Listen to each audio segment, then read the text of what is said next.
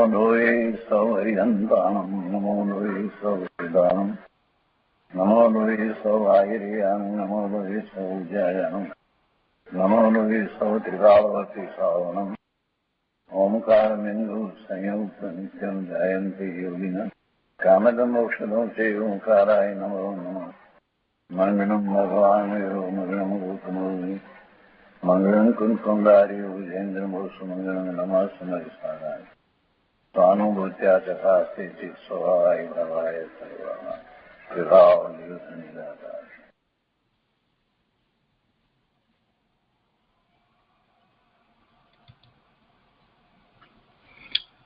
કળશ અમૃત ચંદ્રાચાર્ય ભગવાન રચિત કળશ અમૃતનો સ્વાધ્યાય આપણે કરી રહ્યા છીએ. એમાં છઠ્ઠા કળશનો સ્વાધ્યાય ચાલે છે.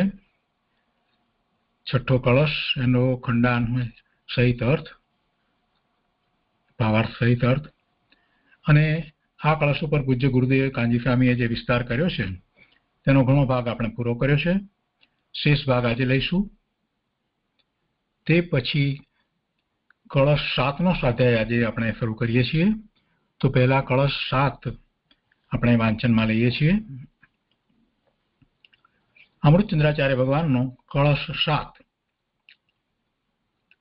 અતઃ શુદ્ધ ન્યાયત્તમ પ્રત્યગ જ્યોતિ ચકાસ્તિ તત ન તત્વગતત્વેત અપી યદેક તત્વમ ન મુંચતી.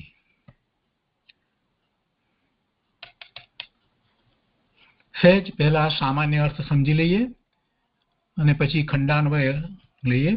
સામાન્ય અર્થ એનો જયચંદજી છાબડા એ જે ભાવાર્થ અને ત્યાં જે પંડિત હિંમતભાઈએ જે શબ્દાર્થ કર્યો છે, તો અહીંયા એ વાત લેવામાં આવી છે કે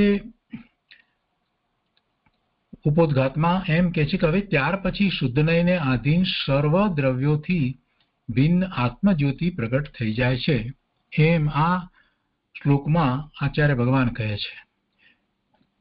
આપણે જાણીએ છીએ કે સમયસારની 12 ગાથા પૂરી થઈ ત્યાર પછીથી કળશ 4, કળશ 5, કળશ 6 અને કળશ 7 એમ 4 કળશ અમૃતચંદ્રાચાર્ય ભગવાને લખ્યા. આત્મખ્યાતિ ટીકા લખતા 12મી ગાથાની ટીકા લખી અને તે પછીથી 4 કળશ લખ્યા. તો એમાં ચોથો કળશ છે.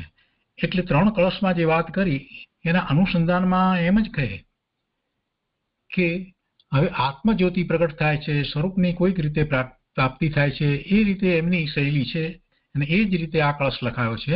એટલે કહે છે કે ત્યાર પછી શુદ્ધનયને આધીન સર્વ દ્રવ્યોથી ભિન્ન આત્મજ્યોતિ પ્રગટ થઈ જાય છે. એટલે આ કળશમાં આપણે એમ કહ્યું કે ત્યારબાદ શુદ્ધ નયને આધીન જે ભિન્ન આત્મજ્યોતિ છે તે ચકાસિત એટલે પ્રગટ થાય છે કે જે નવ તત્વમાં પ્રાપ્ત થવા છતાં પોતાના એકપણાને છોડતી નથી, એકત્વને છોડતી નથી, ન મુંચતી. નવ તત્વમાં પ્રાપ્ત થયેલો આત્મા અનેક રૂપ દેખાય છે. જો તેનું ભિન્ન સ્વરૂપ વિચારવામાં આવે, અનેક રૂપે દેખાય એવી રીતે એનું ભિન્ન સ્વરૂપ વિચારવામાં આવે, એ જે અનેક રૂપે દેખાય છે, ભિન્ન રૂપે દેખાય છે, અનેક રૂપે દેખાય છે, તો એ જો તેનું ભિન્ન સ્વરૂપ એટલે એકલા આત્માનું જુદું સ્વરૂપ વિચારવામાં આવે, એ બધાથી જુદું નવે તત્વની અંદર રહેલો આત્મા, એ આત્માનું જુદું સ્વરૂપ વિચારવામાં આવે, એટલે એ નવ તત્વની અંદર જે રહેલો આત્મા એનું એનાથી જુદું ભિન્ન સ્વરૂપ વિચારવામાં આવે, તો તે પોતાની ચૈતન્ય ચમત્કાર માત્ર જ્યોતિને છોડતો નથી. ભલે નવ તત્વમાં પર્યાયો પ્રમાણે જોઈએ તો એનું પરિણામ એવું દેખાય, છતાં એ પોતે પોતાના ચૈતન્ય ચમત્કાર જ્ઞાન સ્વભાવને છોડતો નથી. એ તો એક રૂપ રહે છે. એટલે અહીંયા એ મૂળ કળશની અંદર એકત્વપણાને એ છોડતી નથી. એ જ્યોતિ કેવી છે એમ કરી અને વાત કરવામાં આવી. અહીંયા કહે છે ખંડાન્વય સહિત અર્થની અંદર કહે છે કે અતઃ તત્ પ્રગટ જ્યોતિષ્કાસ્તિ, જ્યોતિ પ્રકાશથી. અત એટલે અહીંથી, હવે તત્ તેજ, પ્રગટ જ્યોતિ શુદ્ધ ચેતના માત્ર વસ્તુ ચકાસતી એટલે એ પ્રગટ થાય છે. તો અહીંયા એ રીતે લીધું છે કે અહીંથી હવે તેજ શુદ્ધ ચેતના માત્ર વસ્તુ શબ્દો દ્વારા યુક્તિથી કહેવામાં આવે છે. કેવી છે વસ્તુ? શુદ્ધ નયાયતમ, શુદ્ધ નય આયતમ એટલે વસ્તુ માત્રને શુદ્ધ નયની અપેક્ષાથી જોઈએ છે, શુદ્ધ નયને આધીન છે. એટલે એનો ભાવાર્થ એમ છે કે જેને અનુભવમાં આવતા એટલે અનુભવતા સમ્યક તો થાય છે, જેને અનુભવતા જેનો અનુભવ કરવામાં આવતા સમ્યક તો થાય છે, તે શુદ્ધ સ્વરૂપને કહે છે. અને એ શુદ્ધ સ્વરૂપને કહે છે તે એમાં ખંડાન્વય એક આગળ લીધો છે. તો એમાં કહે છે કે યદેકત્વ ન મુંચતી, યત યત એકત્વમ ન મુંચતી, યદેકત્વમ ન મુંચતી એટલે યત એટલે જે શુદ્ધ વસ્તુ, એકત્વમ શુદ્ધપણાને, ન મુંચતી એટલે નથી છોડતી. જો અહીંયા જયચંદજી છાબડાએ જે વાત કરી છે એ જ વાત તો કરી છે, પણ જરાક જુદી રીતે લેવામાં આવી છે.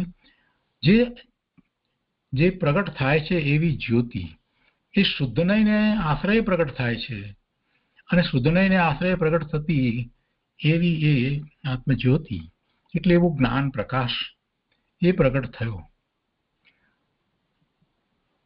તો એ નવ તત્વની અંદર એના પરિણમનનો વિચાર કરીએ તો અનેકપણું દેખાય છે, પણ છતાંય એ નવ તત્વમાં જે પરિણમન છે એનાથી આ શુદ્ધ પરિણમન, એકરૂપ પરિણમન એ સદાય એવું ને એવું જ રહે છે.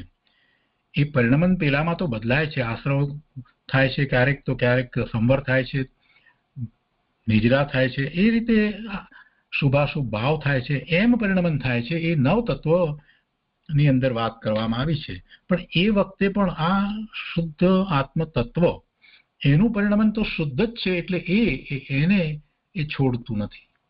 એ શુદ્ધ વસ્તુ શુદ્ધપણાને છોડતી નથી. અહીં કોઈ આશંકા કરશે કે જીવ વસ્તુ જ્યારે સંસારથી છૂટે છે ત્યારે શુદ્ધ થાય છે, કોઈને એમ આશંકા થાય તો અત્યારે તમે આ શુદ્ધની કેવી રીતે વાત કરો છો? અહીં કોઈ આશંકા કરશે કે જીવ વસ્તુ જ્યારે સંસારથી છૂટે છે ત્યારે શુદ્ધ થાય છે, ત્યાં સુધી તો એનું પરિણમન વિભાવ ભાવ રૂપ પણ થાય છે, સ્વભાવ ભાવ રૂપ પણ થાય છે, અનેક પ્રકારે પરિણમન થઈ રહ્યું છે. તો એનું સમાધાન આપ્યું છે અને ઉત્તર આપ્યો છે, કહે છે કે જીવ વસ્તુ દ્રવ્ય દ્રષ્ટિએ વિચારતા ત્રણેય કાળ શુદ્ધ છે. પર્યાય દ્રષ્ટિથી એમાં બદલાવ દેખાય છે. જે પર્યાય એક સમયની છે એમાં જે કંઈ બદલાવ દેખાય તે પણ એક સમયના અસ્તિત્વ વાળા છે. બીજા સમયે જે અવસ્થા છે, પર્યાય છે, એ જુદી છે. એટલે દ્રવ્ય દ્રષ્ટિએ જો જોઈએ તો દ્રવ્ય દ્રષ્ટિએ તો જીવ વસ્તુ ત્રણેય કાળે એક સરખી અને શુદ્ધ, એક સરખી તો ખરી પણ પાછી એક સરખી અને ત્રણેય કાળે શુદ્ધ જ છે. જો શુદ્ધ ન હોત તો શુદ્ધ સ્વરૂપની પ્રાપ્તિ કેવી રીતે થાત? એટલે વસ્તુ તો ત્રિકાળ શુદ્ધ જ છે. દ્રવ્ય દ્રષ્ટિએ વિચારતા ત્રણેય કાળે જીવ વસ્તુ શુદ્ધ જ છે. અને એ અહીંયા કહેવામાં આવ્યું છે. તો કહે છે કે નવ તત્વ ગતત્વે અપી, નવ તત્વ ગતત્વે અપી, નવ તત્વ જીવ, અજીવ, આશ્રવ, બંધ, સંવર, નિજરા, મોક્ષ, પુણ્ય પાપ. પુણ્ય પાપને આશ્રવમાં પણ લઈએ છીએ આપણે. તો એ નવ તત્વ તે રૂપ પરિણમી છે તો પણ શુદ્ધ સ્વરૂપ છે. એનો ભાવાર્થ આ રીતે છે કે આ રીતે છે કે જેમ ઉદાહરણ આપીને કહે છે કે જેમ અગ્નિ છે એ પદાર્થોને બાળે છે. અગ્નિ દાહક લક્ષણ છે, એનું બાળવાનું લક્ષણ છે. દાહક લક્ષણ છે એટલે તો તે કાષ્ઠને, લાકડાને, તૃણને, છાણાને આદિ સમસ્ત દાહ્યને દહે છે, બાળે છે. તો એ દહતો થકો અગ્નિ દહાકાર થાય છે. જે પદાર્થને બાળે છે એ આકારે થાય છે. પરંતુ તેનો વિચાર છે કે જો તેને કાષ્ઠ, તૃણ અને છાણાની આકૃતિમાં જોવામાં આવે તો કાષ્ઠનો અગ્નિ, તૃણનો અગ્નિ અને છાણાનો અગ્નિ એમ કહેવું સાચું જ છે, કેમ કે જુદા જુદા આકારે અગ્નિ થાય છે. તો એ રીતે જો જોવામાં આવે તો એક લાકડાનો અગ્નિ, લાકડાના આકારે થયેલો અગ્નિ, ઘાસને બાળ્યું છે તો ઘાસના આકારે થયેલો અગ્નિ તૃણનો, અને છાણાને બાળીએ છીએ તો છાણાના આકારે થયેલ અગ્નિ એમ કહેવું, તો એમ કહીએ એ સાચું છે. એવા ભેદ એમાં અગ્નિને વિશે એના જ્યારે એનું પરિણામ થાય છે તો એ રીતે એ સાચું છે. અને જો અગ્નિની ઉષ્ણતા માત્ર વિચારવામાં આવે, અગ્નિની ઉષ્ણતા વિચારવામાં આવે તો ઉષ્ણ માત્ર છે. પછી કાષ્ઠનો અગ્નિ, તૃણનો અગ્નિ અને છાણાનો અગ્નિ એવા સમસ્ત વિકલ્પ જે છે તે રહેતા નથી, એ જૂઠા સાબિત થાય છે. તો અગ્નિ જ છે. અગ્નિની ઉષ્ણતા, એનું જે લક્ષણ જે છે એથી જ્યારે વિચારવામાં આવે તો એ કાષ્ઠનો અગ્નિ હોય કે તૃણનો અગ્નિ હોય કે છાણાનો, જે પદાર્થમાં એ અગ્નિ એને સાથે રહી અને બાળે છે તો એ અગ્નિ જ છે. એટલે પેલા જે વિકલ્પ છે, કાષ્ઠનો અગ્નિ ને, તૃણનો અગ્નિ ને, છાણાનો ને, એ બધા વિકલ્પો જે છે એ વિકલ્પો જૂઠા છે. આ ઉદાહરણ દ્વારા હવે અહીંયા સમજાવે છે, આત્મજ્યોતને સમજાવે છે. જે જ્ઞાન સ્વરૂપ છે તેને સમજાવતા કહે છે કે તેવી જ રીતે નવ તત્વરૂપ જીવના પરિણામો છે. નવ તત્વરૂપ જીવના પરિણામો છે અને એને એ રીતે જોવામાં આવે તો એ પરિણામ બરાબર જ છે. એને આશ્રવ રૂપે પણ પરિણમવું થાય છે, એને શુભ ભાવ રૂપ આશ્રવ થાય, અશુભ ભાવ રૂપ આશ્રવ થાય એવું પણ પરિણમવું થાય છે. એને સંવર રૂપ પરિણમવું પણ થાય છે, બંધ રૂપ પરિણમવું પણ થાય છે, નિજરા રૂપ પરિણમવું પણ થાય છે અને મોક્ષ રૂપ પરિણમવું પણ થાય. તો એ નવ તત્વરૂપ જીવના પરિણામો છે. તે પરિણામો કેટલાક શુદ્ધરૂપ છે, એટલે કે નિજરાનો વિચાર કરીએ છીએ અને મોક્ષનો વિચાર કરીએ છીએ તો એવા પરિણામો જે છે તે શુદ્ધરૂપ છે, અને કેટલાક અશુદ્ધ રૂપ છે, જેમ કે આશ્રવના પરિણામો, બંધરૂપ પરિણામો, પુણ્ય પાપના શુભાશુભ ભાવના પરિણામ, એ બધા અશુદ્ધ રૂપ છે. એટલે તે પરિણામો કેટલાક શુદ્ધરૂપ છે અને કેટલાક અશુદ્ધ રૂપ છે. જો નવ પરિણામોમાં જ એને જોવામાં આવે છે, નવ પરિણામ જે કયા તો નવ પરિણામોમાં જ જોવામાં આવે તો નવે તત્વ સાચા છે. અને જો ચેતના માત્ર અનુભવ કરવામાં આવે તો નવે વિકલ્પ જૂઠા છે. તે વિકલ્પ છે તો નવે નવ એ વિકલ્પ છે, એટલે વિકલ્પ છે એટલે જૂઠા છે. ચેતના માત્ર જો અનુભવવામાં આવે, જેમ પેલો અગ્નિ, એને અગ્નિ તરીકે એટલે એની ઉષ્ણતા માત્ર તરીકે જોવામાં આવે તો એ એક અગ્નિ છે. એ બાકી એ સિવાય એ કાષ્ઠનો અગ્નિ કે તૃણનો અગ્નિ એ જે વાત કરવામાં આવી એ વિકલ્પો જૂઠા છે. એવી રીતે જો ચેતના માત્ર અનુભવ કરવામાં આવે તો નવે વિકલ્પ જૂઠા છે. આ રીતે અહીંયા આ વાતને લેવામાં આવી અને એટલે જ એમ કહેવામાં આવ્યું કે નવ તત્વમાં પ્રાપ્ત થયેલો આત્મા અનેક રૂપ દેખાય છે. નવ તત્વમાં પ્રાપ્ત થયેલો આત્મા, નવે નવ ની અંદર આત્મા જે દેખાય છે તો એક રૂપ દેખાય છે, અનેક રૂપ દેખાય છે. જો તેનું ભિન્ન સ્વરૂપ એટલે કે એકલા આત્માનું ભિન્ન સ્વરૂપ વિચારવામાં આવે, ચેતના સ્વરૂપ ભગવાન આત્મા એમ વિચારવામાં આવે તો તે પોતાની ચૈતન્ય ચમત્કાર માત્ર જ્યોતિને છોડતો નથી, ચૈતન્યને છોડતો નથી. તો આ રીતે આ 7મો કળશ છે. અત્યારે આપણે 6ઠ્ઠો કળશ કરી રહ્યા છીએ અને 6ઠ્ઠા કળશનો થોડો ભાગ જે બાકી રહ્યો છે એના પર પૂજ્ય ગુરુદેવ આપણને સમજાવી રહ્યા છે. તો એ આગળનો ભાગ લઈએ પહેલા સહેજ અનુસંધાન પ્રાપ્ત કરી લઈએ. 6ઠ્ઠા કળશની અંદર જે મૂળ વાત કરવામાં આવી છે એનો વિચાર આપણે ગઈ વખતે પણ પુનરાવર્તનમાં કર્યો, તો આજે પણ એ રીતે ફરીથી વિચાર કરી લઈએ. તો અહીંયા છઠ્ઠા કળશમાં એમ કહેવામાં આવ્યું કે જીવ વસ્તુ ચેતના લક્ષણ તો સહજ જ છે, પરંતુ જીવ મિથ્યાત્વ પરિણામથી ભ્રમિત થયો થકો પોતાના સ્વરૂપને જાણતો નથી, તેથી અજ્ઞાની જ કહેવાય. આથી એમ કહ્યું કે મિથ્યા પરિણામ જવાથી આ જ જીવ પોતાના સ્વરૂપનો અનુભવનશીલ થાવ. અને એવો અનુભવનશીલ થાવ તો શું કરીને અનુભવનશીલ થાવ? તો એને માટે એમ કહ્યું કે સંસાર અવસ્થામાં જીવદ્રવ્ય નવ તત્વરૂપ પરિણમ્યું છે, તે તો વિભાવ પરિણતિ છે. તેથી નવ તત્વરૂપ વસ્તુનો અનુભવ મિથ્યાત્વ છે. તેથી નવ તત્વ રૂપ વસ્તુનો અનુભવ મિથ્યાત્વ છે. એવું અનેકપણું રૂપ અનુભવ જે છે એ અનુભવ એ મિથ્યાત્વ છે. કારણ કે આ જ જીવદ્રવ્ય સકળ કર્મ ઉપાધિથી રહિત જેવું છે તેવો જ પ્રત્યક્ષપણે તેનો અનુભવ તે જ નિશ્ચયથી સમ્યક દર્શન છે. એટલે સમ્યક દર્શન જીવનો ગુણ છે. તે ગુણ સંસાર અવસ્થામાં વિભાવરૂપ પરિણમ્યો છે. તે જ ગુણ જ્યારે સ્વભાવરૂપ પરિણમે ત્યારે મોક્ષ માર્ગ છે. સમ્યક તો ભાવ થતા નૂતન જ્ઞાનાવરણ આદિ એટલે નવા જ્ઞાનાવરણ આદિ દ્રવ્ય કર્મ આશ્રવ મટી જાય છે, થતો નથી. અને પહેલાના કર્મ પૂર્વબદ્ધ કર્મ એની નિદ્રા થાય છે, એવો એ મોક્ષ માર્ગ છે. અને એનામાં એક શંકા કરી છે, એની વાત આજે આવશે. અહીં કોઈ આશંકા કરશે કે મોક્ષ માર્ગ સમ્યક દર્શન જ્ઞાન ચારિત્ર એ ત્રણેયના મળવાથી થાય છે, અને તમે અહીંયા એક જ સમ્યક દર્શન એમ કેમ કહ્યું? ગુરુદેવે એની વાત ગઈ વખતે પણ લીધી હતી, આજે પણ થોડી આવશે. તો એનો ઉત્તર એ રીતે છે કે શુદ્ધ જીવ વસ્તુ અનુભવતા ત્રણેય એમાં આવી જાય છે. સમ્યક દર્શન, સમ્યક જ્ઞાન, સમ્યક ચારિત્ર એ ત્રણેય એમાં એક સાથે જ છે, એક જ પર્યાય છે. નિર્વિકલ્પ વસ્તુ માત્રની દ્રષ્ટિથી જોતા શુદ્ધપણું એ નિયતસ્ય છે, એટલે કે તે રૂપે છે. જીવનું લક્ષણ ચેતના છે, અને તે ચેતના ત્રણ પ્રકારની છે.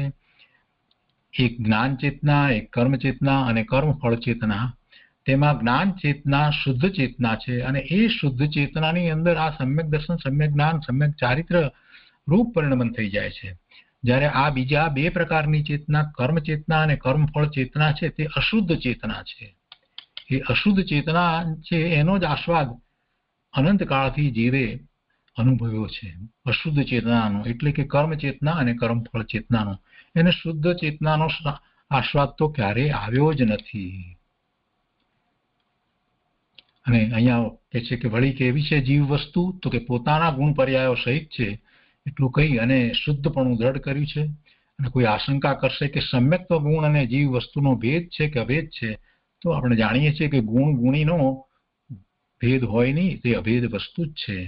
એટલે એ રીતે સમ્યક્ત ગુણ માત્ર એમ જ્યારે કહેવામાં આવ્યું, ચેતનાને એની અનુભૂતિને એ પ્રમાણે કહેવામાં આવ્યું, તો પણ એમાં કોઈ વિરોધ આપતો નથી. તો આપણે આ છઠ્ઠા કળશ ઉપર અને તે પછીથી સાતમા કળશ ઉપર પૂજ્ય ગુરુદેવ કાંજી સ્વામીએ જે વિસ્તાર કર્યો છે તે લઈએ છીએ. કળશ પ્રવચન ભાગ પહેલો, પાના નંબર 107.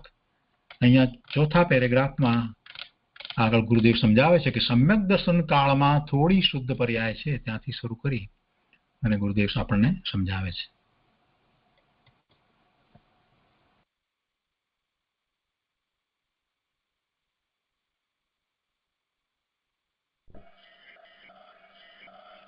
सम्यक दर्शन काल में भी थोड़ी शुद्ध पर्याय है, थोड़ी अशुद्ध है, दो है, ज्ञान धारा और कर्म धारा. अभी पूर्ण के ज्ञान हुआ नहीं, तो राग भी है और अराग भी है. मोक्ष मार्ग जितना प्रकट इतना राग है. ऐसे होने पर भी वस्तु तो शुद्ध का है.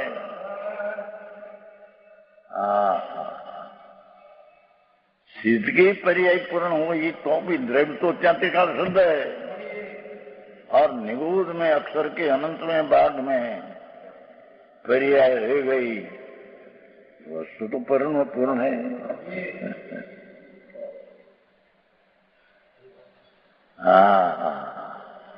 तो वो पूर्ण वस्तु न हो तो पूर्णता कहां से आएगी? क्यों पर्याय में से पूर्णता आएगी?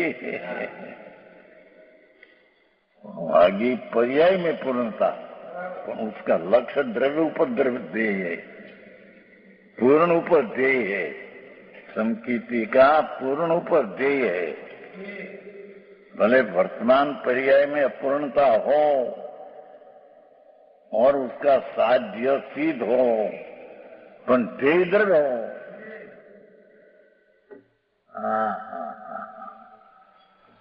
समझ में आया? कोई को कहीं कहीं ना कहीं अर्थ करे, कहीं ये साधे तो मारे हाथ वितरा कहे भाई है बात है। पर वस्तु द्रव्य ने पर्याय दो निश्चय से तो द्रव्य पर्याय को छूती नहीं। उसमें अभिन्न लिखा है ना, अभिन्न लिखा है, ऐसा है ही नहीं।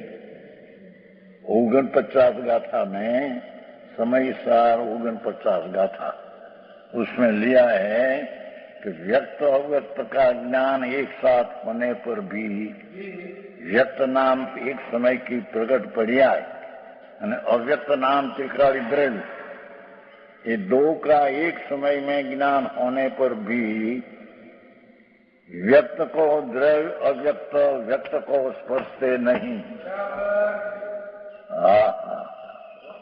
फिर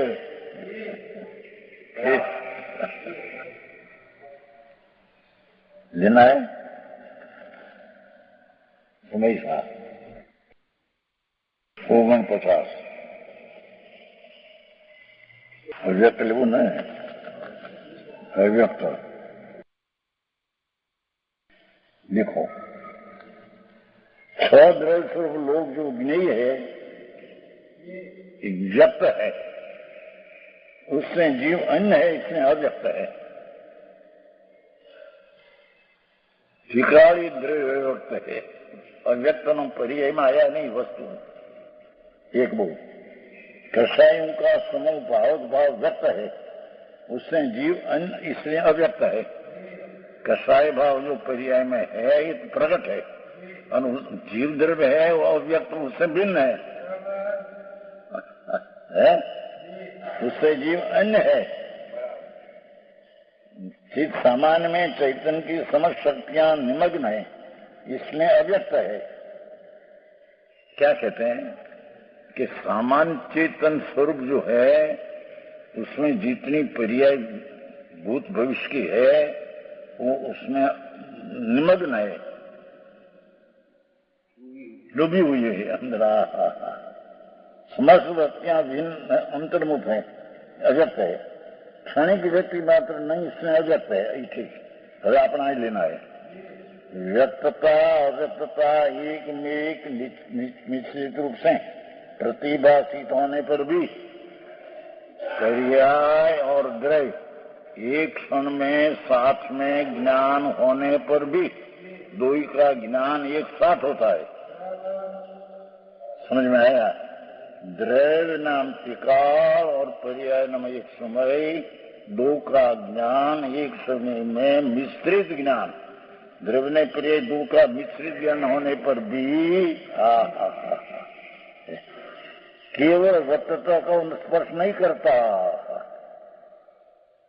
एकली पर्याय को स्पर्श करती नहीं है द्रव्य।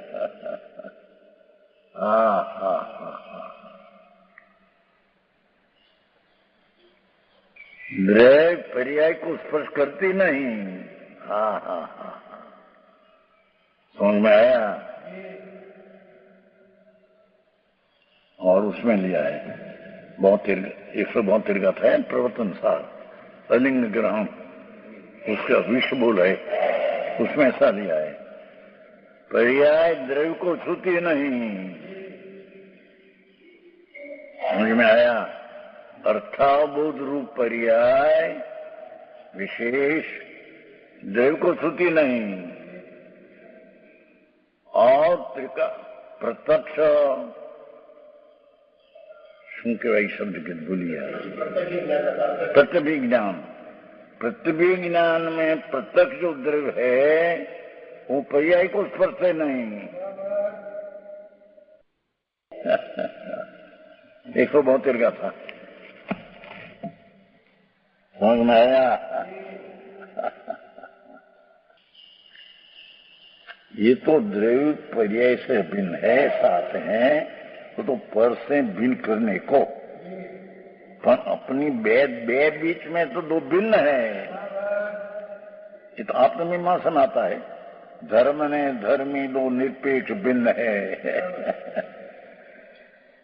धर्म ने धर्मी दो निरपेक्ष भिन्न है। यहां भी वो कहा भगवान चिदानंद एक समय में संसार की मलिन दशा हो, सतें एक समय की पर्याय के पीछे द्रव्य स्वभाव तो आनंद कंद सच्चिदानंद पूर्ण परमात्मा स्वरूप विराजमान है। ये सम्यक दर्शन का विषय है। देवचंद जी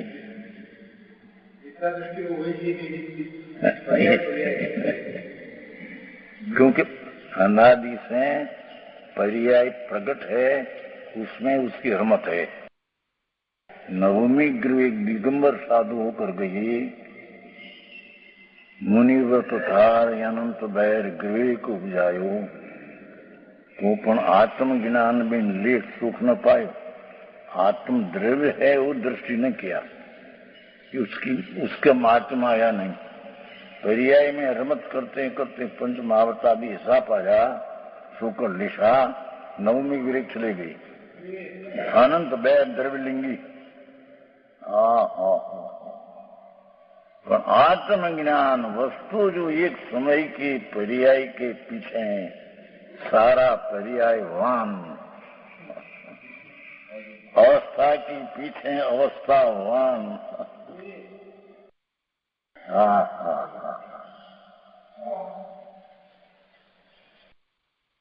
उसकी प्रतीति नहीं हुई, ये विश्वास में आया ये नहीं।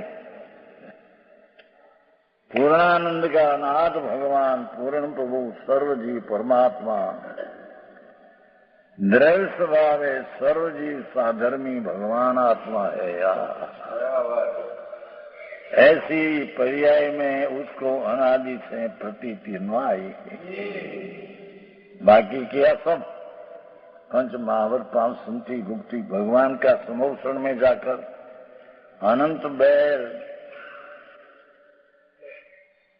हीरा का थाव और करवृक्ष का फूल और विवाह चनो के भाई मणिरत्न का दीप, जय नारायण जय भगवान, ऐसा समोषण में अनंत बैर पूजा किया। वो तो शुभ भाव है, वो कोई धर्म नहीं।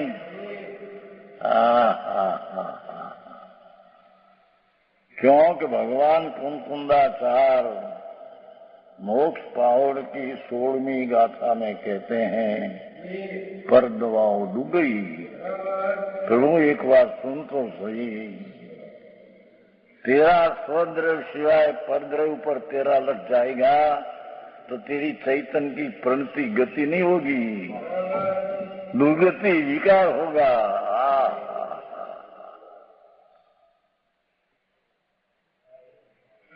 बात सुनी नहीं, क्या करे। रावा लखन नाखे बेचारा साधारण मानस ने अभ्यास न हो, द्रव्य ने पर्याय भिन्न है, बाकी पर्याय शुद्ध है तो द्रव्य अशुद्ध है, यूं कहते। अरे भगवान प्रभु तेरी भी चीज तो बलियारी नाथ, तुम तेरी अशुद्धता भी बड़ी, तेरी शुद्धता भी बड़ी। अनुभव प्रकाश में आता है। तेरी अशुद्धता भी बड़ी पर्याय में कि तेरी पर्याय के काल में त्रिलोक ना नाथ ना समोषण में अनंत में बाती सुनी देवधनी, पर तेरी अशुद्धता भी बड़ी हो, शुद्धता अंदर त्रिकाली परमात्मा स्वरूप है, उसकी तो रुचि हुई नहीं है। बराबर है पंडित जी? हाँ, तो बेने में चार जैसी बात है। हमारा कोई विशेष व्याकरण संस्कृत में ऐसी कोई चीज की जरूर नहीं है।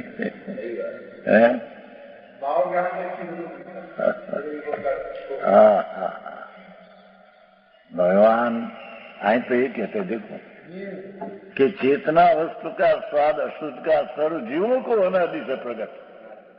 હવે અહીંયા એમ કહેते परमाणु प्रकरण बंद सर्व जीव शुद्ध चैतन गण है,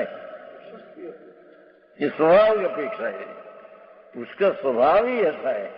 वस्तु है ये स्वभाववान है, वस्तु है ये स्वभाववान है, तो ये टिकाली है तो उसका स्वभाव भी टिकाली है। स्वभाव भी टिकाली शुद्ध है, द्रव्य भी शुद्ध है तो उसका स्वभाव भी टिकाली शुद्ध है।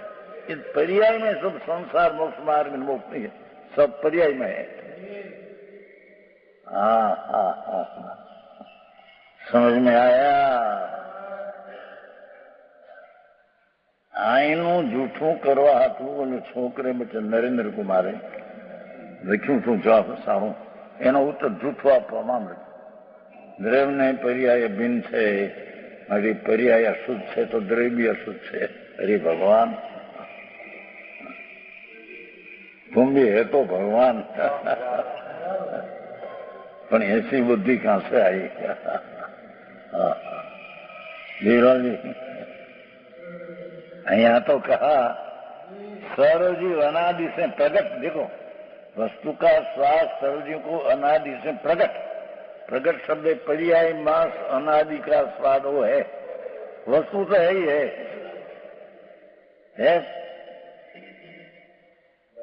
हाँ, व्यक्त अव्यक्त द्रव्य तो भिन्न रही है।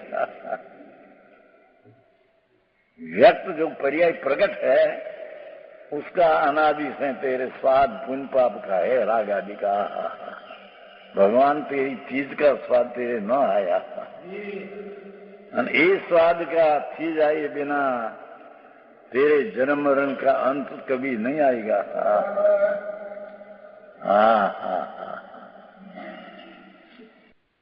ये कहते हैं देखो, उस रूप संकित नहीं है? अशुद्ध चेतना रूप वस्तु का स्वाद सर्व जीवों को अनादि से प्रकट ही है, प्रकट ही है। पर्याय में अशुद्धता ही वेदन में अज्ञानी का है।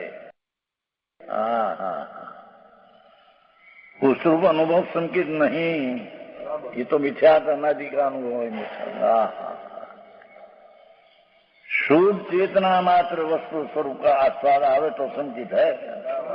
हाँ, इतना स्पष्ट करते हैं।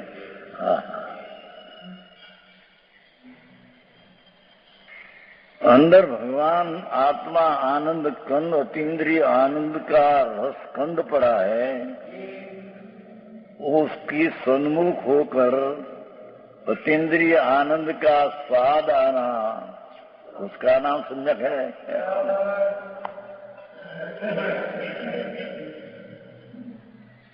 को समझाई से नहीं, आपकी भाषा सादी है। हाँ, तो तुम्हारी हिंदी आती है, सब लड़का हिंदी आया है, समझ में आया? हाँ, जो शुद्ध चेतना मात्र त्रिकाली देखो, ऐसा वस्तु का स्वरूप है, आस्वाद आवे। पर्याय में उसका आस्वाद आवे, द्रव्य का शुद्ध चेतना मात्र वस्तु स्वरूप वो त्रिकाली द्रव्य, उसका आस्वाद ये पर्याय। समझ में आया? आस्वाद आवे तो संकित है। मैडम जी हैं, बात तो ऐसी है भगवान।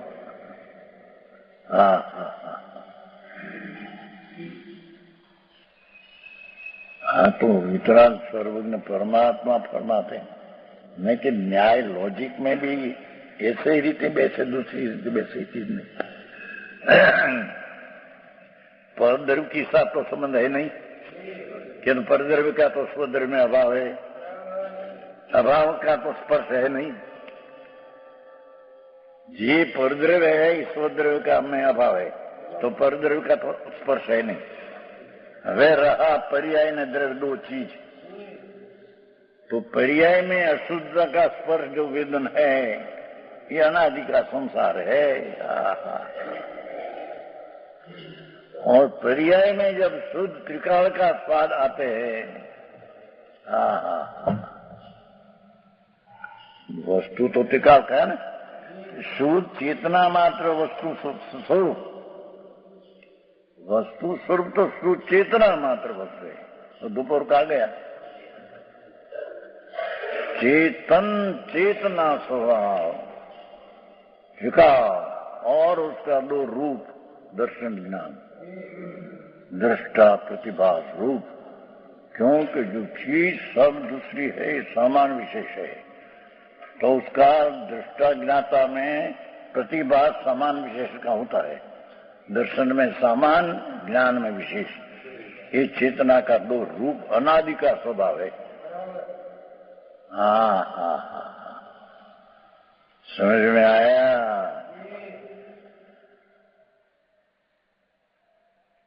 पहला उसका सच्चा ज्ञान नहीं, ये कब अंतर्मुख होगा?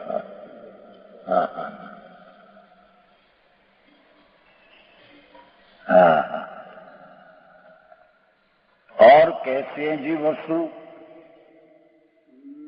साधारण बात कहते हैं अभी, कि अपने गुण पर्याय को लिए हुए एक चीज तो है, अपनी शक्ति ने पर्याय सहित है।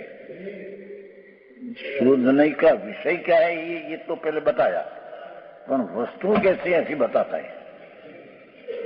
शोधने का विषय है एम नहीं, वस्तु कैसी है कि अपनी गुण नाम शक्ति न पर्याय नाम अवस्था उसमें व्याप्त है। कोई की पर्याय में कोई द्रव्य व्याप्त है ऐसा नहीं, ऐसा पहले सिद्ध किया। अने अपना द्रव्य अपना गुण पर्याय में व्याप्त, पर के पर्याय में व्याप्त नहीं, और पर की पर्याय अपने में नहीं।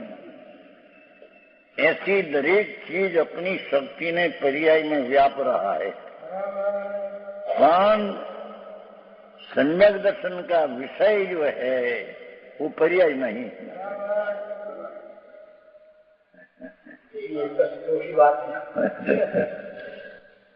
समझ में आया?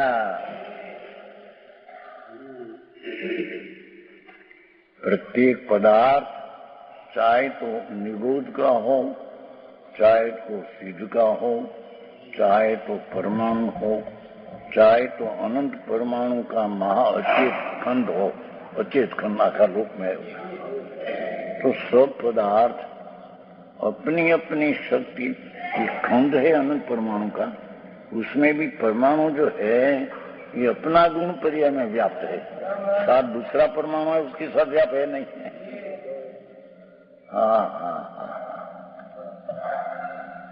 अंगुली में परमाणु है भिन्न भिन्न एक एक, ये अपना गुण पर्याय में व्याप्त है, दूसरा परमाणु साथ कोई संबंध है नहीं।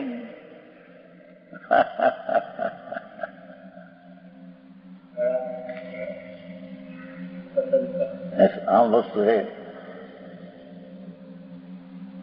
तो प्रत्येक पदार्थ अधिक पर के साथ संबंध रखते हैं। ये तो निमित्त निमित्त संबंध तो कहने में आया है तो व्यवहार से, ताकि सर्वे भी संबंधों अब नास्ती। बस एक श्लोक है समय सार का 200 श्लोक। सर्वे भी संबंध में संबंध पर के स्वतंत्र पदार्थ अपने गुण पर्याय में व्याप्त है। कोई पण समय में अपनी शक्ति छोड़ देते हैं और अपनी पर्याय रहित हो जाता है, ऐसा कोई द्रव्य है?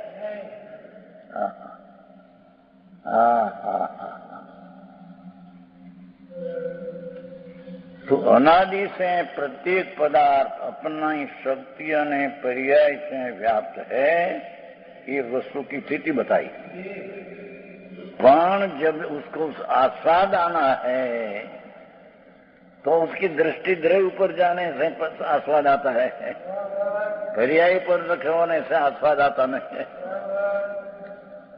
समझ में आया? भाई આવી વસ્તુ છે। गोविंद राम बे नाम છે। अनुमति में गोविंद भी कहते हैं भगवान का, राम भी कहते हैं, अनुमति में नहीं कहते हैं। भैया का नाम गोविंद राम है।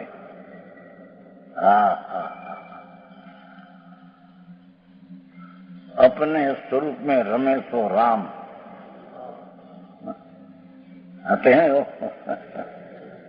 राग में रमे सो हराम, ये अनात्मा है। वो आगे दूसरी गाथा, जीवो चरित दंसन नान ठियो तंग ही जान स्व समयम पुगल कम पदेश ठियं तंग जान पर समयम। ये दूसरी गाथा समय सार, जीवो चरित दंसन नान ठियो, भगवान आत्मा अपने सम्यक दर्शन ज्ञान चारित्र के पर्याय में जीव स्थित है, उसको आत्मा ने स्वसमय कहते हैं। जो आत्मा पुद्गल कर्म प्रदेश में अर्थांत पुण्यपाद राग ने मिथ्यात्म में स्थित है, उसको अनात्मा कहते हैं। वस्तु तो प्रतिकाल है ही, निर्मल पर्याय में स्थित है वो आत्मा, और मलिन पर्याय में स्थित है वो अनात्मा। समझ में आया?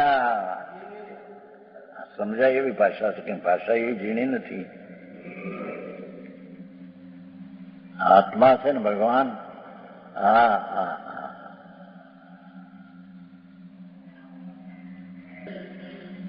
इतना कहकर शुद्धपना दृढ़ किया। कोई आशंका करेगा, आशंका हो, शंका नहीं, आशंका का अर्थ मैं समझ सका नहीं तो आप क्या कहते हैं, उसका नाम आशंका। पर आप कहते हैं झूठ है, ये शंका, ऐसे नहीं। समझ में आया? तो कोई आशंका करेगा, समकित गुण और जीव वस्तु का भेद है, गुण शब्द पर्याय है, समकित गुण इतने पर्याय, और जीव वस्तु का भेद है का भेद है? उत्तर ऐसा है कि अभेद है। पर्याय ने द्रव्य अभेद है, पर्याय कहीं रही है न द्रव्य कहीं रहा है, ऐसा नहीं, द्रव्य की साथ पर्याय अभेद है। अभेद का अर्थ स्वलक्ष्य उत्पन्न हुआ है, तो जैसी अभेद चीज है ऐसी पर्याय को अभेद कहने में आया है। आओ मारे है। अभी आत्मा तावनयम, यह आत्मा जीव वस्तु संकित गुण मात्र ही है। देखो, सम्यक दर्शन पर्याय जो प्रकट हुई टिकाव के अवलंबन से, तो इतने में अभेद पर्याय असमय एकाकार हुई। एकाकार का अर्थ द्रव्य में घुस नहीं जाती पर्याय, तो पर्याय में द्रव्य गुण की जितनी शक्ति है ऐसी श्रद्धा आ गई, और द्रव्य गुण में जितना सामर्थ्य है ऐसी ज्ञान की पर्याय में ज्ञेय रूप एक ज्ञान हो गया, एक ज्ञेय आया नहीं। समझ में आया? पर जितनी ज्ञेय ताकत परिपूर्ण जो है, परिपूर्ण शुद्ध अनंत शक्ति पिंड, और एक एक शक्ति भी अनंत सामर्थ सहित ऐसा जो द्रव्य है, उसकी एक समय की पर्याय में ये जितना द्रव्य है इतना ज्ञान हो गया, और इतनी श्रद्धा हुई। इस श्रद्धा ने ज्ञान पर्याय द्रव्य में एक हुई नहीं, पर वो सन्मुख हुई तो अभेद कहने में आया। એકાકાર लिखाया ये क्या ने कहा द्रव्य में ये आ बाजू हो गया, ये आ बाजू था है आत्मा ताव्यन जीव वस्तु समित गुण मात पर्याय माती अपनी पर्याय परिणमन करते हैं ત્યારે आत्मा कहने में आया है। आत्मा तो है किसको? जिसको श्रद्धा में आया इसको समझ में आया? वो प्रश्न हुआ था अभी एक गाड़िया है ना राजपूत गिरजीभाई नो दीकरो छे एम के मारा तुम्हें आत्मा ने कारण परमात्मा कहते हो, कारण परमात्मा जीव कारण परमात्मा है तो कार्य तो आना चाहिए। कारण परमात्मा को हो न कार्य न हो तो कारण परमात्मा कैसे? प्रश्न तुम तो सब जीव को कारण परमात्मा कारण परमात्मा कारण परमात्मा भैया कारण परमात्मा है, एक जिसको प्रतीति में आया इसको कारण परमात्मा है जिसको प्रतीति में आया नहीं तो उसको कारण परमात्मा उसको क्या है समझ में आया?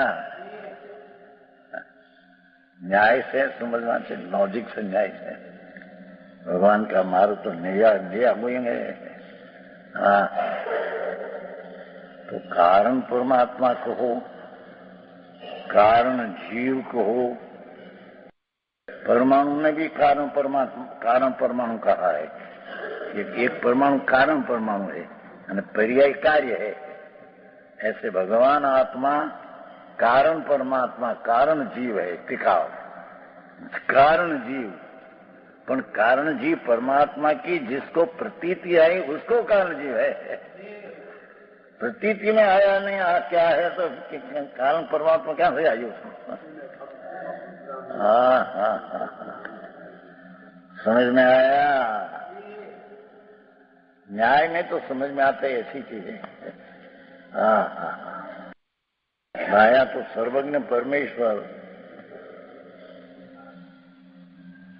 जिनेश्वर देव का मार्ग है न भाई। हाँ कोई आली दुआली साधान बके बात करे ये बात नहीं भाई। त्रिलोकनाथ सर्वज्ञ परमेश्वर सिमंदर भगवान विराजते हैं महाविधि में। क्या से आप वाणी आइए है? हाँ तो कहते हैं संकेत गुण तन्मय है। उसका अर्थ जो प्रवचन सार में कहा नवगाथा में कि शुभ प्रणमय तो शुभ हो जाता है, अशुभ प्रणमय तो अशुभ हो जाता है, शुद्ध प्रणमय तो शुद्ध पर्याय। शुभ प्रणमय तो शुभ हो जाता है द्रव्य, ऐसी बात है नहीं थी। यहाँ नवमी का समय शुभ परिणाम शुद्ध शुद्ध तो शुभ परिणमन होता है तो शुभ दूसरे रह जाए, पर्याय में दूसरा ऐसी नहीं। ये पर्याय शुभ रूप हो जाती है, पर्याय अशुभ रूप हो जाती है, पर्याय शुद्ध रूप हो जाती है। द्रव्य तो टिकार एक है। हाँ हाँ આવું ધર્મ સમજવા માટે આવું બધું કરવું પડે। હા સમજ્યા વિના કરવા માંડો ને સામાયિક ને ફોવાને પડીક બનાવે જાત્રા કરે સમીર શિખર। એક વાર વંદે જો કોઈ નર પશુ ન હોય, નર પશુ ન હોય એમાં ક્યાં ડાળી આવું? એક વાર આપણને બન જાય તો કે સ્વર્ગમાં જાય ગયા તો ત્યાંથી પટકીને ચાર ગતિ મરકડશે। समीर शिखर ना दर्शन ने संकेत होता है, ऐसा है नहीं।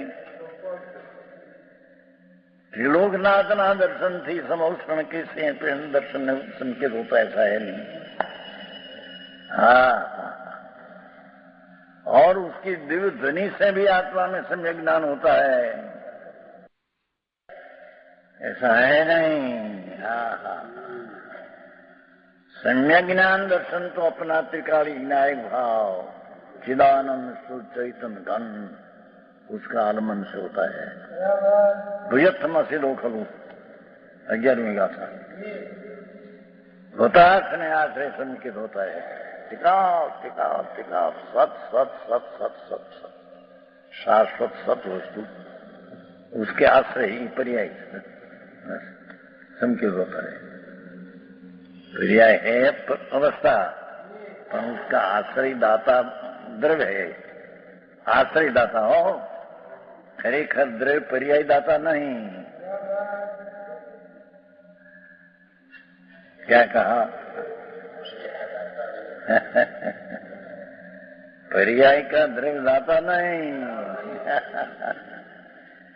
वो योग सर में आया है, अमृत चंद्राचार्य में, आपने छापा मांग गया व्याख्यान में। द्रव्य पर्याय की दाता नहीं, पर पर्याय उसका लक्ष्य करती है तो आश्रय करने में आता है। पर पर्याय ने द्रव्य एक हो जाता है आश्रय करने में, ऐसा है नहीं। हाँ, એવો માર્ગ વિતરાગનો ભાગ્યો શ્રી વિતરાગ સિમંદર ભગવાનના સમૌષણ માટે એ ભાષા આ માર્ગ है चलते। हाँ, समझ में आया? यह जीव वस्तु संकित गुण मात्र है, तो बीजा बदा गुण क्या गया? ये तो संकित की पर्याय ये सन्मुख हुई है, तो जितना चीज है इसकी प्रतीति आई, तो पर्याय ने द्रव्य में अभेद कहने में आया। बाकी द्रव्य पर्याय रूप होती नहीं, पर्याय द्रव्य रूप होती नहीं। हाँ, बाकी संकेत की पर्याय द्रव्य को छूती नहीं, और द्रव्य पर्याय को छूती नहीं। प्राण पर से भिन्न होकर गुण की पर्याय अपने में हुई है, ये अपेक्षा से अभेद कहने में आया है। समझ में आया? ये श्लोक पूरा हुआ, 6 श्लोक हुआ। 7वां अत सुदनयायतम प्रत्यग ज्योति चकास्ति तत् नव तत्वगतत्वेऽपि यत् एकत्वं न मुच्यति। तत् प्रत्यग ज्योति चकास्ति, यहां से आगे यही प्रत्यग ज्योति शुद्ध चेतना मात्र वस्तु। प्रत्यग એટલે भिन्न ज्योति, શું क्या? શુદ્ધ ચેતના માત્ર વસ્તુ।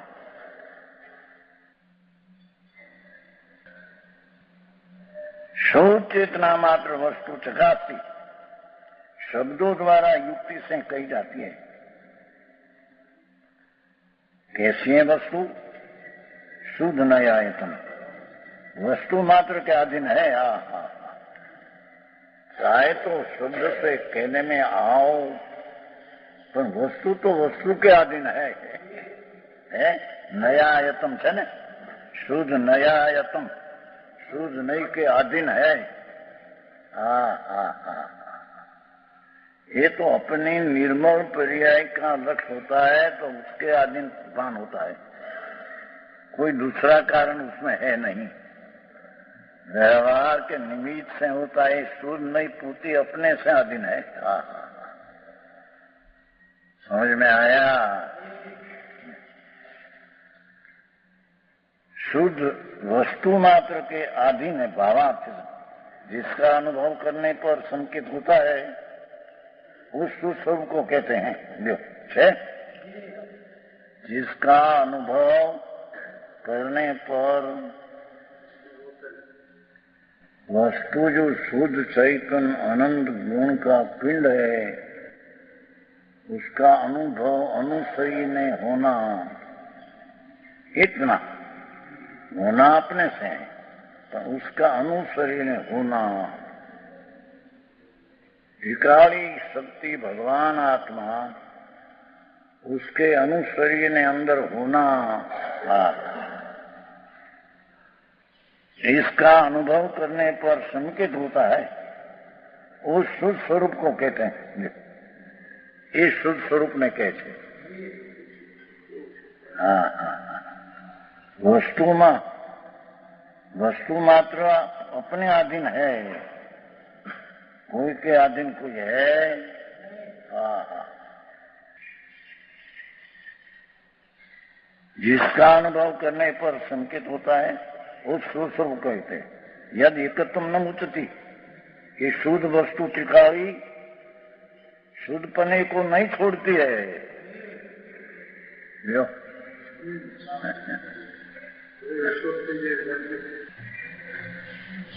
ये तो भगवान स्वरूपी परमात्मा स्वरूप, परम उत्कृष्ट आत्म स्वरूप परमात्मा એટલે परम उत्कृष्ट आत्म स्वरूप सत्व, ये अपना शुद्धपना कभी छोड़ते नहीं। चाहे तो पर्याय में निरोध की पर्याय हो जाओ, अभवी की पर्याय हो जाओ, पर अपना टिकाईपना शुद्ध से ही अपने छोड़ते नहीं। समझ में आया? આવો માર્ગ વિતરાગનો આવો માર્ગ છે। કેટલાક એમ કે હોંડેડ વાળાએ નવો પંથ કાઢ્યો, બધા કે છે એનાથી નવું કાઢ્યું। ભગવાન नवो मार्ग नहीं करूँ, अनादि का मार्ग है। तेरे सुनने में न आया है तो नवा हो जाए, ऐसा है नहीं। हाँ हाँ, कैसे वस्तु, ये शुद्ध वस्तु एक पणा को नहीं छोड़ती। एक पणा नो अर्थ शुद्ध किया, देखो एक पणो, एक रूप टिका वस्तु, जेमा पर्याय का भेद ही नहीं, ऐसी चीज को एक कहा और उसको शुद्ध कहा। एक पणो चीज द्रव्य शुद्ध है टिकाओ, सामान्य अखंड अभेद एक रूप सदृश।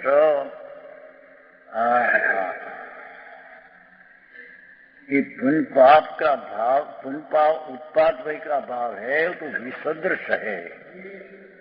विसदृश का अर्थ एक अवस्था उत्पन्न होती है न दूसरी वही होती है, तो विसदृश एक रूप न रहा। भगवान आत्मा उत्पाद वही विना की चीज है, ये एक रूप रहती है। उत्पाद वही में तो विरोध है, वो उत्पन्न हुआ न व्यय हुआ, व्यय हुआ न उत्पन्न, तो विरुद्ध हुआ। हाँ, भगवान आत्मा टिकाड़ी जो है, ये तो कभी उत्पाद वही में आता नहीं। ये टिकाड़ी चीज है, उत्पाद वही को करती नहीं। हाँ, उत्पाद वही को उत्पाद वही करते हैं। ये कई नरसत्य गाथा परमात्मा प्रकाश जीणवर एवं भणे जीवो एने हम इसको कहिए कि जे मोक्ष ने मोक्ष का मार्ग, बंध ने बंध का मार्ग को करे नहीं, ऐसे जिनवर इसको जीव कहते हैं। ये ध्रुव पर्याय आत्मा है तो अभूतार्थ आत्मा है।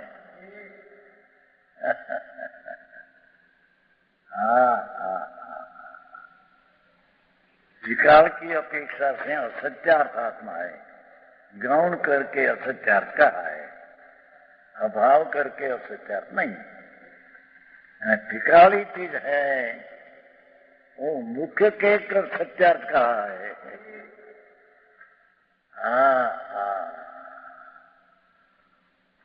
ये टिकाड़ी चीज जो है,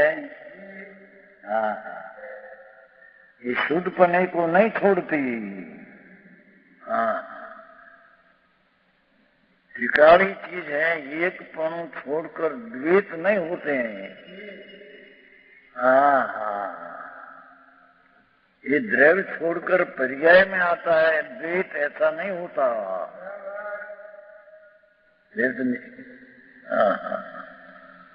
ऐसी चीज है।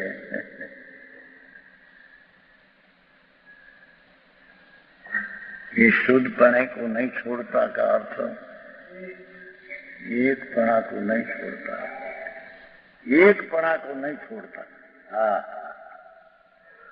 एक छोड़कर दो हो जाए, द्रव्य ने पर्याय, ऐसा नहीं। शुद्ध छोड़कर अशुद्ध हो जाए, अरे शुद्ध त्रिकाणी शुद्ध होकर शुद्ध पर्याय की परिणति में आ जाए, ऐसा भी नहीं है।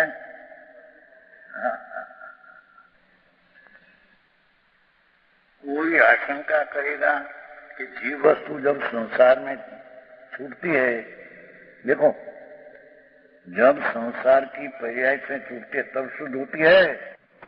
उत्तर इस प्रकार जीव वस्तु द्रव्य से विचार करने त्रिकाल ही शुद्ध है? कहते नहीं।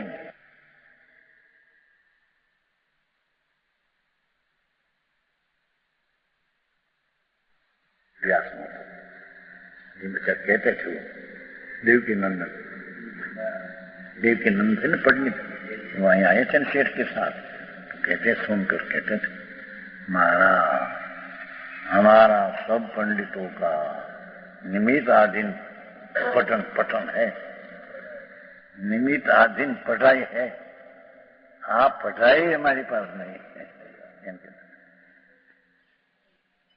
हाँ, ये तो गुजरी गई बेचारा। जीव वस्तु द्रव्य दृष्टि से, द्रव्य नाम वस्तु त्रिकाल रहने के ध्रुव की दृष्टि से, नित्य की दृष्टि से विचार नहीं तो त्रिकाल ही शुद्ध है, त्रिकाल ही शुद्ध है। एकांत के कहीं शुद्ध नहीं, कहीं अशुद्ध है। रहने साथ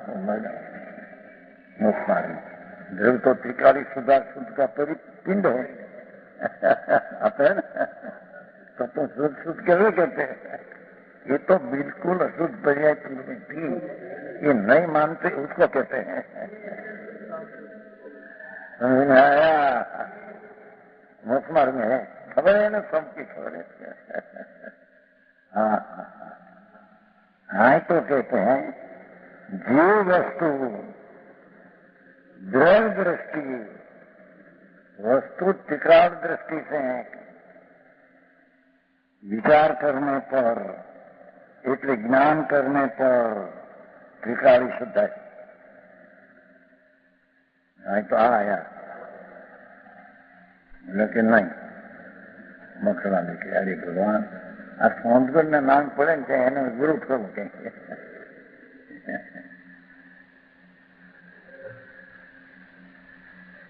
संस्कृत की बात है क्या? अब भगवान का घर की बात है। भाई 1384 ना अवतार जन्म मरण करी ने अनंत अनंत जन्म मरण किया, उसका मूल कारण मिथ्यात है। मिथ्यात ही संसार है, मिथ्यात ही आश्रय है, मिथ्यात ही बंध है, मिथ्यात ही संसार है। हमेशा नाच जाते हैं। तो उससे अनंत संसार हुआ। तो उसका नाश करने में तो त्रिकाली शुद्ध का आश्रय करने से नाश होता है। कब संसार का अभाव था?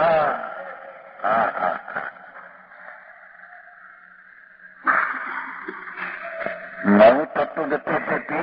હવે નવ તત્વમાં છે ને પર્યાયમાં પરિણમન, તો હો પર્યાયમાં પરિણમન દ્રવ્ય તો દ્રવ્ય રૂપ है ये विशेष कहेगा।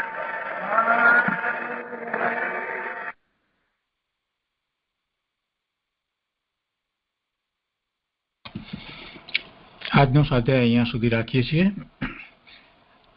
7મા ક્લાસનો વિશેષ વિસ્તાર આપણે આવતા સ્વાધ્યાયમાં લઈશું.